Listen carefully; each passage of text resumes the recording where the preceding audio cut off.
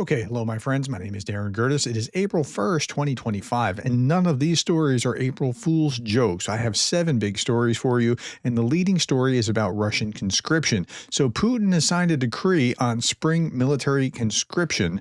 According to the plan, there's 160,000 people who will be drafted. That's the highest number in 10 years. It is 10,000 more than last year. There's a reason for that. First, Putin doesn't plan on a ceasefire anytime soon. And second, they need to replenish quite a bit of soldiers. They are down significantly over this time last year, because, well, attrition.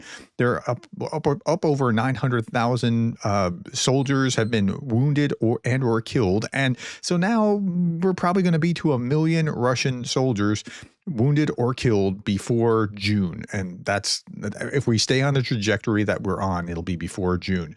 Putin promised conscripts wouldn't be sent to war.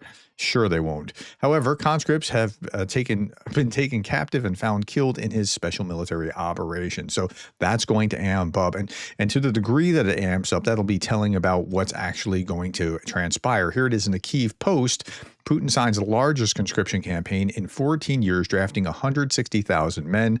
Russian President Vladimir Putin signed this decree on March 31st. It's not April Fool's, but yesterday. Spring conscription for 160,000 men for compulsory military service. The draft, running from April to June, applied to citizens age 18 to 30, marked the largest conscription campaign in 14 years. 2024, the spring campaign required 150,000 people. The fall draft required 133,000 people. Putin signs decrees specifying the number of recruits required during each period. So he's not intending a ceasefire at all. Okay. Now, we saw something interesting here. Russia food delivery couriers at Samokhat, a delivery service akin to DoorDash, but on bicycles and mopeds, refused to pick up orders for fear of being sent to Ukraine as cannon fodder. Police have been stopping the couriers en route and taking them away. So, okay, there's that. And then we have these guys running away from their construction site. In Russia, construction workers fled into the woods in a panic when they noticed a police car stop nearby in the Moscow suburb of Batovo. And yeah, I mean, there's that. They're worried about this kind of thing, and there's a reason that they're worried about this kind of thing. So, okay. Now, next big story, second big story. Why does Vance loathe the Europeans so much? I honestly don't understand.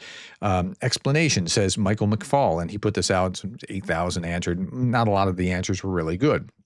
I talked about this earlier in my video about why I'm so hopeful about Ukraine. If you can just go back one video, or 1 or 2 videos now, you just go back a couple videos and you'll see that. And I say, okay, so from Vance's perspective, Europe is bad because they've been mooching off the U.S. for so long, and Russia is good, not because they're Russian necessarily, but because they're not asking anything of the United States, and they just want to make deals and that sort of thing. That's, if you just step back and understand that that's what's going on in part of their calculus, it kind of makes sense until you forget about all the historical narrative, how Russia hates you, how we're involved in the hybrid war, how Russia's always been the bad guy here pretty much since World War II, and those other factors, the morality of it, those kind of things.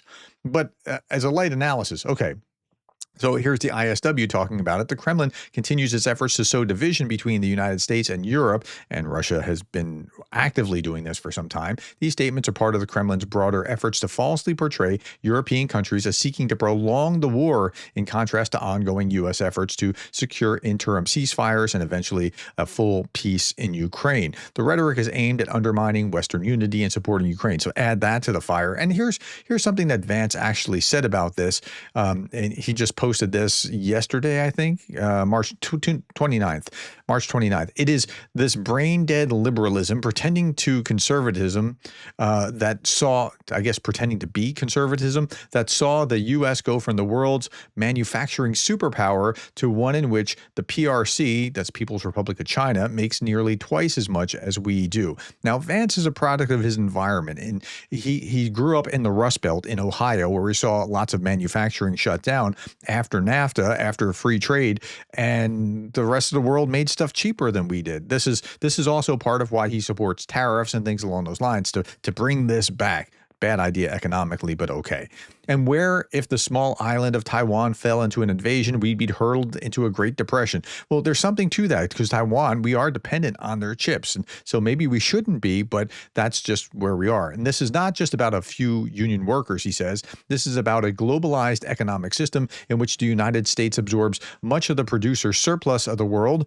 That is, that we're buying stuff, and we're buying stuff cheap, and that's why we're buying it. And a system whose brittle supply chains exposed our economic vulnerability after COVID. Okay, so this is the only line here that I actually am cool with, that we do have brittle supply chains, and it has exposed our economic vulnerability. So doing something about that may actually be a smart thing, like to make sure that we can still get this or that if something breaks down. And speaking of those auto workers, this guy has such contempt for. It was those auto workers of the 1940s who allowed the United States to go from peacetime economy to the best mass producer of aircraft the world has ever seen. Okay, again, he's got a chip on his shoulder about manufacturing that is left after NAFTA. You could ironically blame Clinton for that. I mean, I praise Clinton. That's like one of the few things that Clinton has done right was the free trade agreements, and he largely left the economy alone. And so I can praise him for that. Bill Clinton, I can praise him for that as well.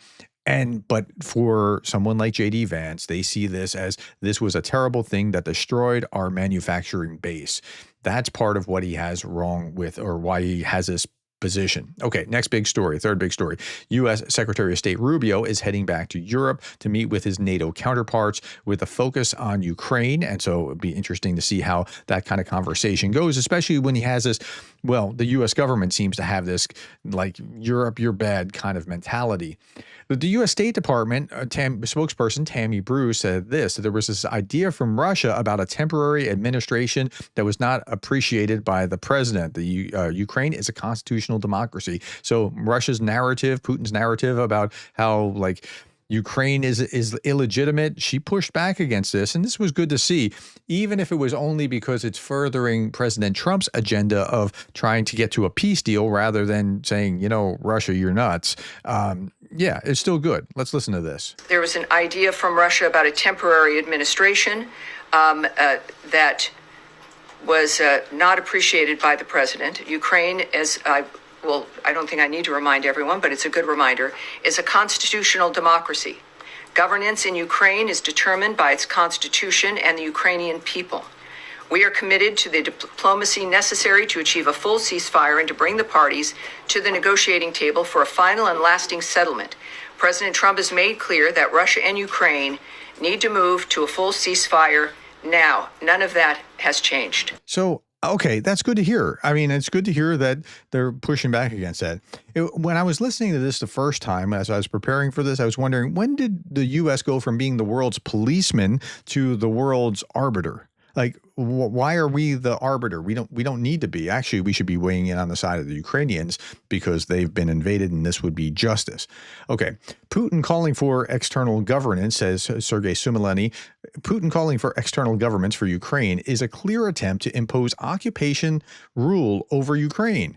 External governance is what an aggressor should face, like the German Reich in 1945 or Russia today, not the victim. This would be the last nail into international peace order coffin, and I think there's something to that. Let's go to the fourth big story. This is Mike Waltz. Apparently, Mike Waltz used Signal also for Ukrainian peace talks, apart from discussing the Houthi strikes. So that it broke about the Houthi strikes, but he was talking about on another Signal group about Ukrainian peace talks, and if he was talking about it and he was talking to Witkoff while Witkoff was in Russia and Russia could actually get into that, I mean, they could read like, so this is a bigger story than it looks like.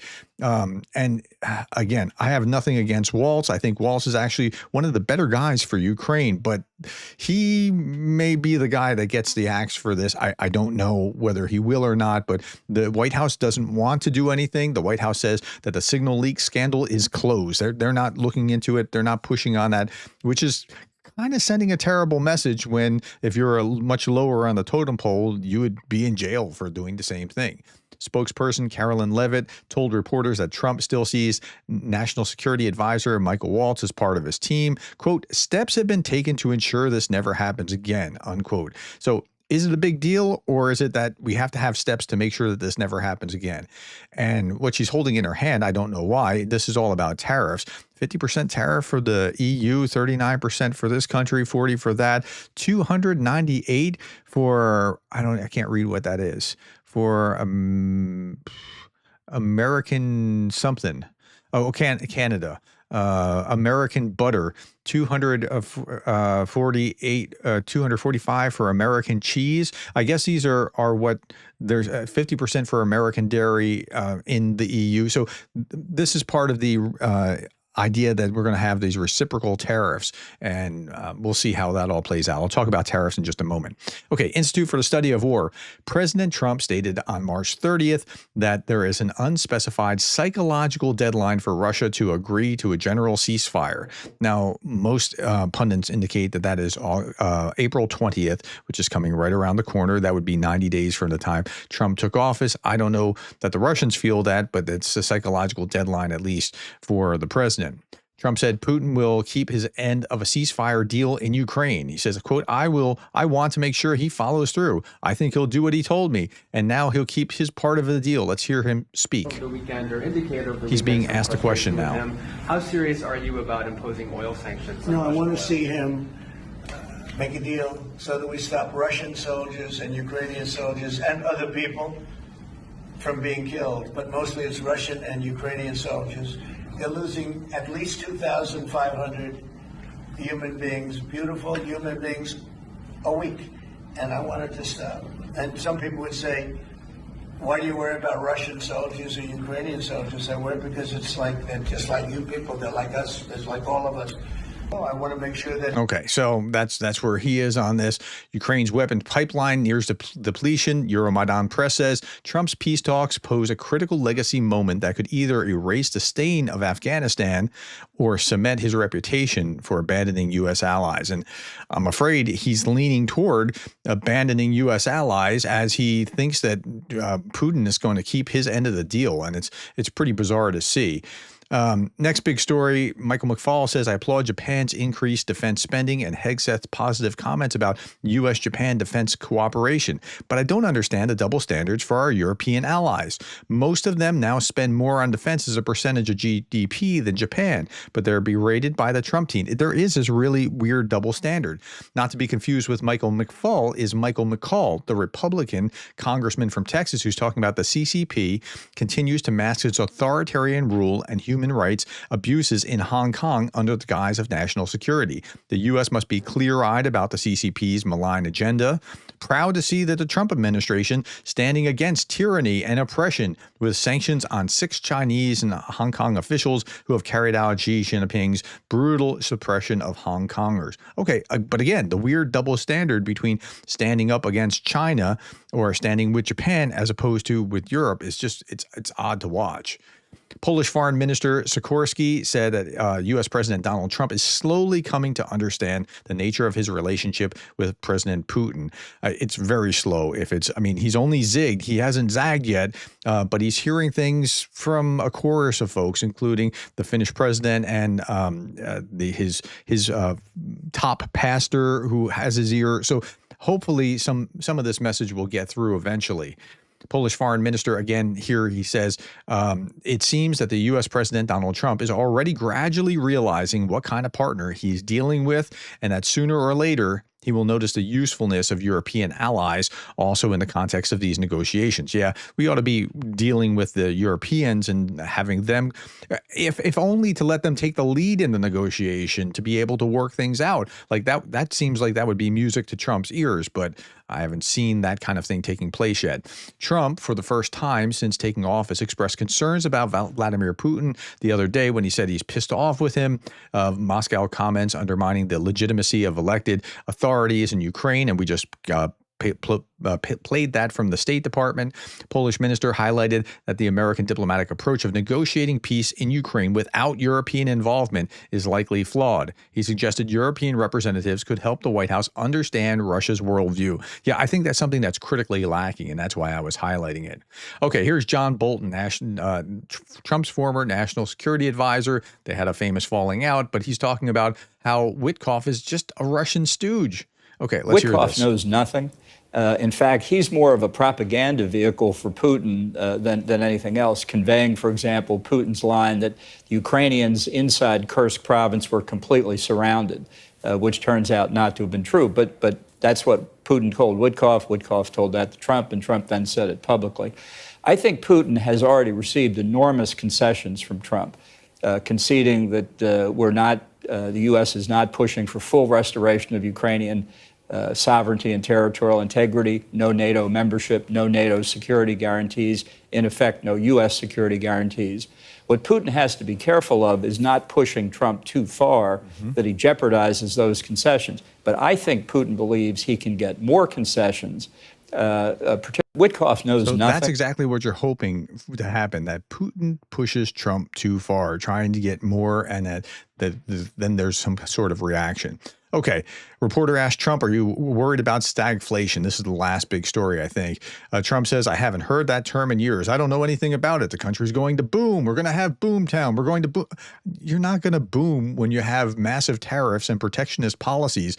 Either I've been teaching this wrong for the last 20 years or, yeah, I mean, that's just, okay. And he was talking about, so here, Churchill, 1904, the year he left the Tories over protectionism. He said this, it's the theory of the protectionism that imports are an evil. He thinks that if you shut the foreign imported manufacturing goods, you will shut out the foreign imported manufacturing goods, you will make these goods yourself. And in addition to the goods which you make now, including those goods which we make in exchange for the foreign goods that come in, if a man can believe that he can believe anything. We free traders say it's not true. To think you can make a man richer by putting on a tax is like a man thinking that he can stand in a bucket and lift himself up by the handle.